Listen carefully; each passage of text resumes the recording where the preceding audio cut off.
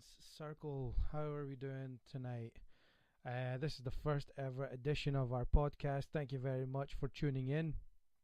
And we've just seen Manchester United play Fenerbahce at Old Trafford. It finished 4-1 to Manchester United.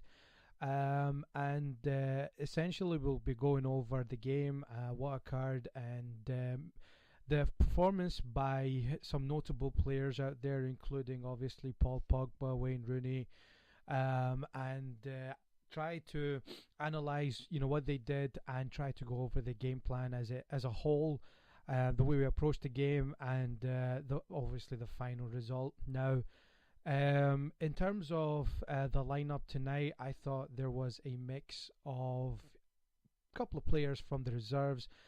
Or players who don't usually get a game, and obviously some of the starting players, some of the players that I was surprised that were not included against Liverpool. I beg your pardon. Including Juan Mata, who did not play. I was surprised he didn't play against Liverpool. They showed up tonight. Now, I thought they played really well. Anthony Martial, who's obviously missing with an injury, Henrik Mkhitaryan, who didn't play tonight and also missed the Liverpool game. We still need to see what he's all about. We know what kind of reputation he has and the kind of reputation he carried over from Germany. So we need to obviously see him in action for a couple of games before we decide, what kind of a player he will become for us. Now, in terms of tonight, obviously, like I said, Anthony Martial got a start. Juan Mata played, got game time. Wayne Rooney started, and Wayne now is settling into this role where he ultimately, I think, should be the backup striker to Zlatan Ibrahimovic. I think that's the kind of role that Jose is looking to play him in. And I think that would be a good role for him in terms of the England setup as well. I mean, with the English setup, you've got Harry Kane still to come back from injury. You've got Daniel Sturridge. You've got Dele Alli up there. You've got a bunch of players who can play up front. And I believe that Wayne Rooney can still serve as a respectable backup to these guys. He's going to be turning 31 years old very soon. As we saw tonight, his touch, his pace, all of these things have kind of decreased, gone down, and over the years, obviously, we've seen Wayne reach this level. So, it's nothing to be ashamed of. It's simply age, age and nutrition coming through, and father time essentially showing that no one can outlast getting older, especially in professional sports. And it's nothing really for us to kind of look at and say, well, this is not the same Wayne Rooney. Well, of course it's not the same Wayne Rooney. Guys who always talk about, look at this player, he hasn't lost a step. That's a load of what. All players will lose it. Players as they age will tend to make adjustments. That's what makes the great players stick along for a great. Ryan Giggs, when he was getting up there in age, and he was essentially losing that bit of pace, on him, and he was essentially just not the same kind of player where he was going to take guys on and he was going to do this and that. He wasn't. Instead of remaining as a traditional winger and retiring when he was 34, 35, he adjusted and he became a midfield player, and he also became a good backup player. He kept coming off the bench and playing really well when we needed him the most. So Wayne Rooney, again, he can adjust by simply becoming a different player than the one he was in recent times. Just because his pace and his first touch have gone down. The quality of his first touch has definitely gone down. That does not mean he can't improve his passing range. That does not mean he can work on his finishing. Now, yes, I know his finishing has also decreased as well, has gone down a little bit, but I do believe that with time, given that he spent such a long time away from the position of that up front striker, I think that with time he will get that touch back with more games up front. And I think that with guys like Robin van Persie tonight. You know, he obviously our VP scored against us, and you can see that he's 33 years old, and he ultimately got a kind of like a proper striker's finish. You know, it was a good finish on his part against us. And he's the type of player that Wayne Rooney can ultimately become. You don't have to, if you're a striker, you don't have to necessarily become the type of striker who's going to be running, latching onto every ball, like Wayne Rooney used to, you know, when he was back in his younger days, have the same aggression, have the same hunger and desire. Sometimes you're going to drop back, sometimes you're going to conserve your energy, and you know, it's again, it doesn't mean that he's not showing the same passion as he once did, because you can see Wayne Rooney is one of the most passionate guys on the field, that's for sure. So, in terms of tonight, I thought Wayne did his part, you know, for what he was asked to do. There was, you know, especially for the third goal, you know, getting the ball back, and ultimately, you know, it was a lovely finish by Paul Pogba. Obviously, that was great to see. You know, it's good to finally see Paul Pogba obviously come through and score. Those, you know, these are the kind of things that we paid for. Those type of goals, you know, we're looking for that passing range. We're looking for that physicality in midfield. That's the kind of thing you're going to ask from a guy who obviously we spent £89 million on, the most expensive player in the world. That's, you know, that's who he is. We want to see that type of quality from Paul Pogba. And you know, ultimately, I think tonight he did deliver in terms of the performance, in terms of what he did. You know, he a couple of nice passes here and there. He had the penalty which he slotted away.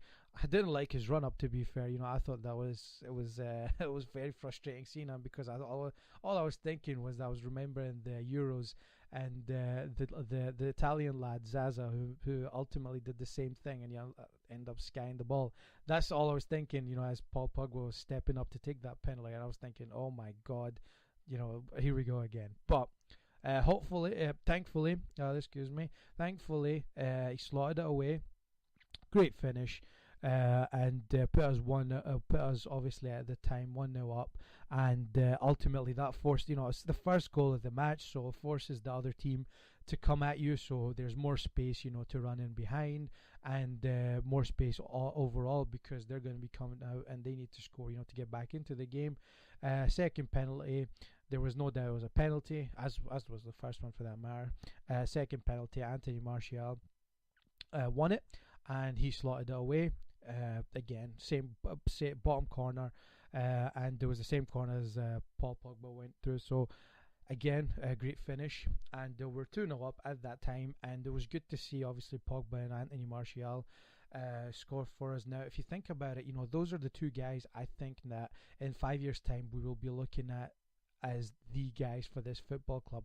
And obviously Paul Pogba, we were looking at him right now as one of the main stars, but people forget that Paul Pogba is still relatively a young man. He's still very much a young man. He's still, you know, he hasn't even reached his mid-20s yet. I believe he's 23 years old. I'm not 100% sure on that, but I believe he's either 23 or 24. So he's not, you know, he hasn't even reached 25, 26 yet. I believe that once you're 27, that's, you know, when you should be hitting your strides as a midfield player, or, you know, a player in any position in general, really, on the football pitch. That's when you should be in your prime, quote unquote. I hate the word prime, because it means that this is when the player will ultimately have his best games. I'm not really 100% sure on that, because I think like a guy like Wayne Rooney, for example. Wayne Rooney, you know, before he was 27, he was having, when he was 25, 24, I think that was his prime, you know, that was the best that we will ever see of Wayne Rooney. But anyway, back to the topic at hand, and the overall performance from Manchester United tonight. Jesse Lingard had a good game for us. I thought he was, you know, again, nothing too spectacular. The goal was pretty great. I mean, great shot. Great placement, and ultimately, you know, it was his goal right after halftime that essentially killed the game, and guaranteed us the 3 points. Not that I was expecting Fenerbahce to come back from 3-0 down at halftime. The game, let's be honest, the game was over at halftime at 3-0. So again, it was still good to put that final nail in the coffin, quote unquote. And our defense was, I thought, for the majority of the game was solid. Guys like Bai had a good game. Darmain, it was good to see Darmain have a good game.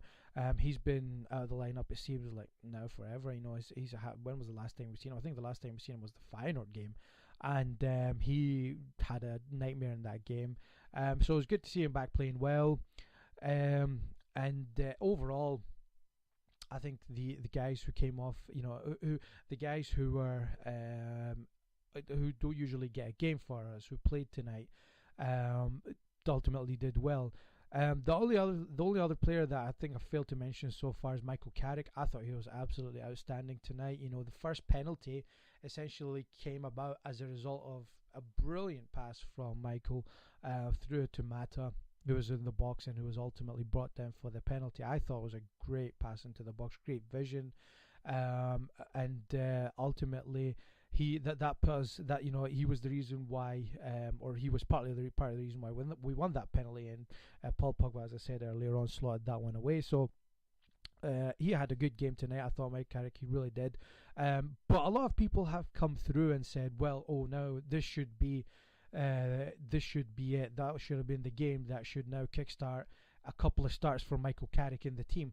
And I actually disagree. Look, I have no problem with Michael Carrick getting a game for us, but here are the facts. Michael Carrick is now advancing in age. Michael Carrick is ultimately a player who can control the game with his passing ability. He obviously does a great job for us, or he did a great job for us now for, I think he's been at the club for nearly a decade. He's been an absolutely wonderful servant to the club, but I really fail to see why Morgan Schneiderlin is not been getting a game in that position. I really do. Look, I'm not Marouane Fellaini's biggest fan in the world, but Marouane Fellaini has been decent. He hasn't committed as many mistakes. He's still a liability. I believe that. Listen, Marouane Fellaini, I think he's done a good job for us, but I still do believe that he can be a bit of a liability. He can, at any moment in time, he can have a swing, one of his big swings, and get himself a red card, ultimately leading to a disaster for us. Look, I like the way the guy has been playing. I like the way that he's been going out his business. It's fine, but I really would like to see Morgan Schneiderlin getting a game at centre midfield for us.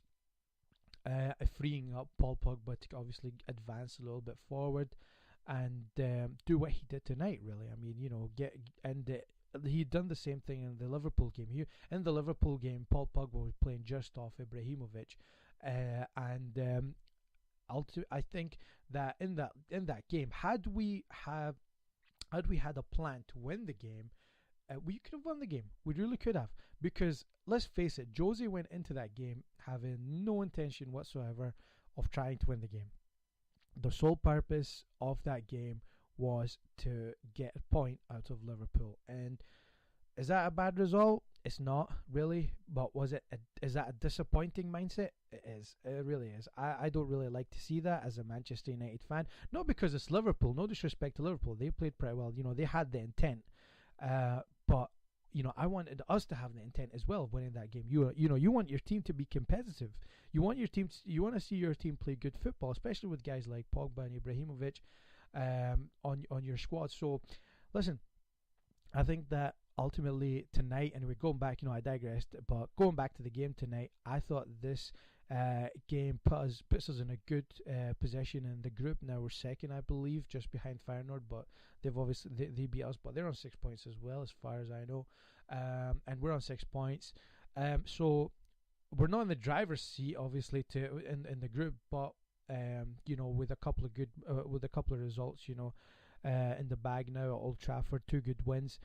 We can now kick on and get a couple more points. We really need a couple of draws, away from home, I believe, anyway, and that'll be us out of the group and into the knockout stages. So, listen, the Europa League is not a tournament that I think is a priority for us. I would like to see us go for some of the more domestic obviously in terms of going for the Premier League title. That should be that should be the priority, quote unquote. But do I think we'll win the title? I don't know. It'll be quite a challenge. It'll definitely be a big challenge for us.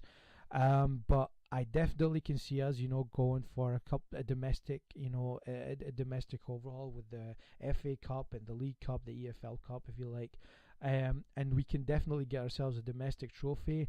Going for the Europa League, I think honestly, if we do, have a go at the Europa League, it will ultimately cost us in the Premier League because down the line when it comes to if you're looking at the games in February and March and you're looking at the last 16 or the last day of the Europa League, and then you're looking at quarter-final, semi-final. I'm not saying obviously I'm not saying that we're definitely going to make it to those knockout stages, but if you think about those games and then you're looking at a title running, if you were in the position to have a title running, then ultimately you're looking at an extra game per week for the players, more added pressure, and that might take the focus away for the players from the Premier League, which is something that I don't think any Manchester United fan wants to see. And honestly, I personally would not want to see that. I'm not deprioritizing the Europa League.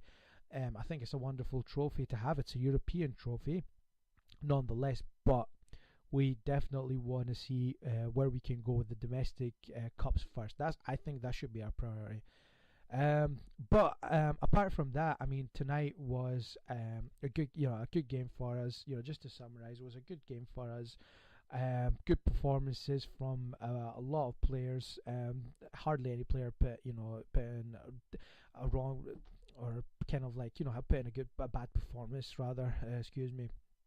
So, and if you were to criticize any of the players, the only criticism that you can have of any player on the pitch tonight for United is that they didn't do something special, rather they just stuck onto their jobs. They didn't, but that would be the criticism, is that they didn't take their forward, they didn't elevate their game to a new level. Rather, they just said, right, we're just gonna stick to the plan, play our game, and just let the game flow. So, and ultimately there's nothing wrong with that, but if you were really picky, that's, like I said, that's the only criticism that you can have. But 4-1, 3 points in the bag, and obviously that's us now on to back to the Premier League, and it's just a matter now of getting a good run going in the Premier League. We need, after that Liverpool game, look, I think ultimately, like I said before, that point away from home can serve us well. We're now on to Chelsea. Obviously that's going to be a really difficult game. Obviously for Jose it will be a big game. It will mean a lot to him. It will be interesting to see if he can rile up the players, if he can motivate the players to go out and quote unquote play for the manager, play for him because of what he feels, obviously with regards to Chelsea and whatnot. I honestly don't think that you'll have any issues motivating the players. The players know themselves. Jose will have no problem motivating them for a big game.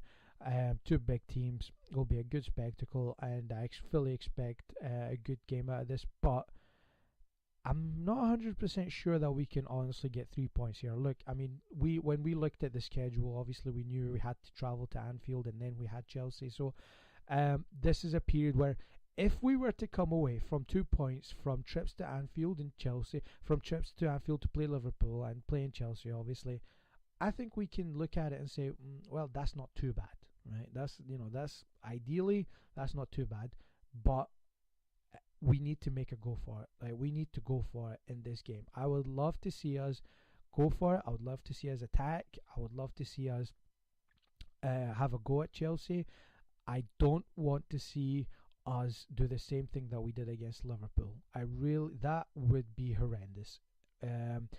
But as I said, if it means we can get a point, it's really hard to kind of balance that. But instead of committing only 2 men forward, because against Liverpool in the second half we only committed, if I can remember correctly, I mean, we only committed Pogba and Ibrahimovic up front, and I would like to see a bit more of an attacking intent from Jose. I mean, given no disrespect to Ashley Young, Ashley Young has been a brilliant servant for the club. He has done absolutely everything that's been asked of him over the years. You know, he's never a player who's complained about the lack of playing time. He's never a player who's complained about anything or where he's been played. I remember Louis van Gaal playing him as a striker, playing him as a left back. Now he's on the wing again. He originally signed with us as a winger. You know, Ashley has been a great servant, and those are the kind of players that you cherish. You know, players who just say, "All right, cool, I got it," and they just get on with their business, and that's fine. Um, but you know, no disrespect to Ashley, but I want to see Anthony Martial, hopefully, you know, down that left wing, having a go at the Chelsea fullbacks. Marcus, you know, I'd love to see Marcus obviously out there as well again. Um, Ibra, he'll be back for the big game, and Pogba. You know, those guys. I think those guys are the front four. Marcus, you know, Marcus Rashford, Anthony Martial, Paul Pogba, and Ibra. You know, those are the guys that will need to step up, and I think they will. I hope they will, and you know, they represent our strongest attacking point. But that remains to be seen, and hopefully we can pull out a good result against Chelsea. And thanks for listening in, and thank you for obviously checking us out. Now there'll be more podcasts coming like this. It's kind of like a mini podcast or just an overall review of the games, and essentially a look back after every game. So we'll have two shows for each match, one before the game and one after the game. Thank you again for listening in, and please like the page on Facebook, Manchester United's Fans Circle. That's Manchester United Fans Circle. Do share this. Please do like and share, and even comment, tag people in. You know, whatever you do, whatever you want to do, please go ahead, right, and do it. And yeah, I hope you enjoy the rest of your evening, United fans. Thank you.